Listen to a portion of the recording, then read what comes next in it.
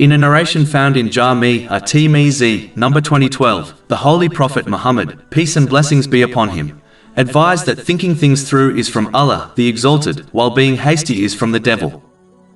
This is an extremely important teaching to understand and act on, as Muslims who perform much righteous deeds often destroy them through hastiness.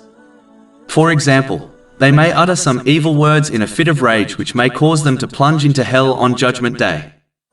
This has been warned in a narration found in Jami' at-Tirmidhi, number 2314. The vast majority of sins and difficulties, such as arguments, occur because people fail to think things through and instead act in a hasty way. The sign of intelligence is when one thinks before speaking or acting, and only proceeds when they know their speech or action is good and beneficial in worldly and religious matters.